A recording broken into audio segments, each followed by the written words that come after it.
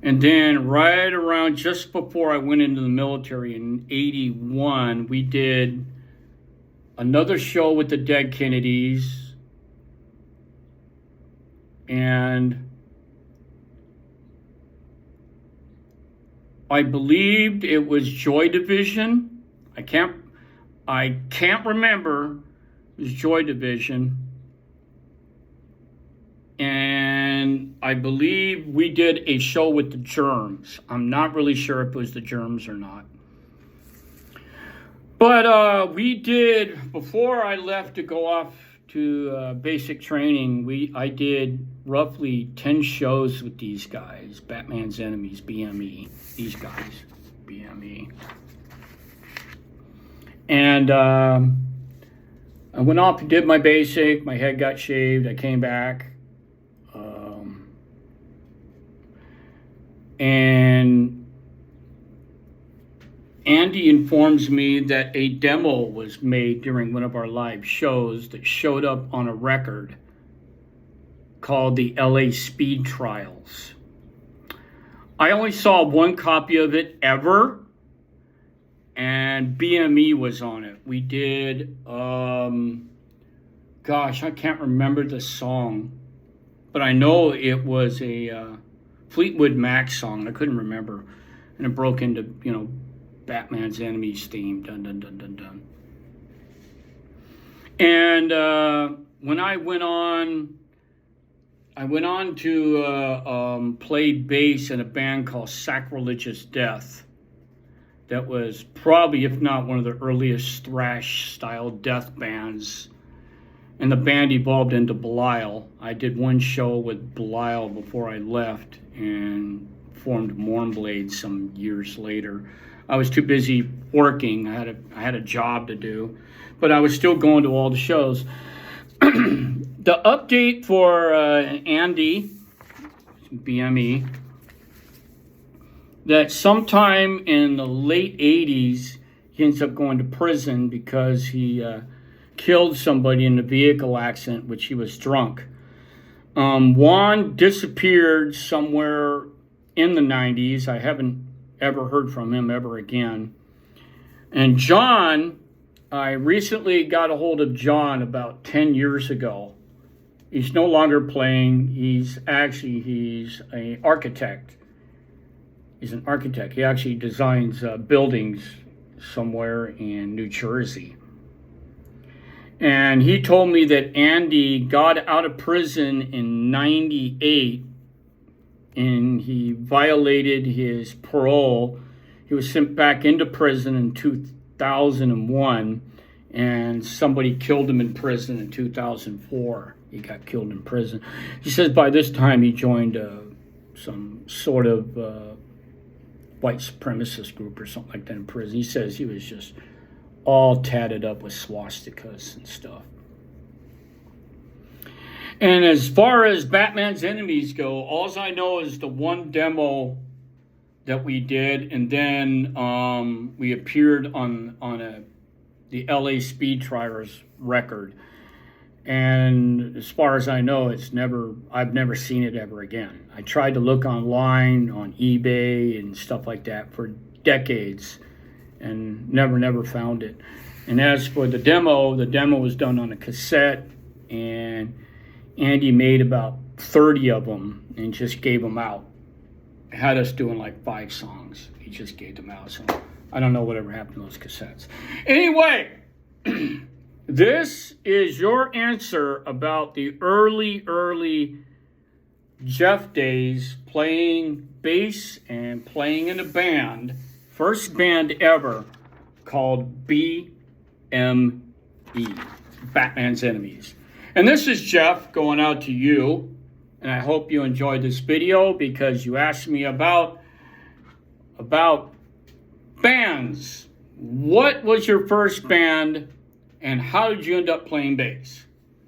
And this goes out to Black Light Fever. And this is Jeff signing off, and I'm going to post this video especially for you and any other people that cares to listen to this video. And it's going out to you and going out to the mighty remnants of BME, Batman's enemies.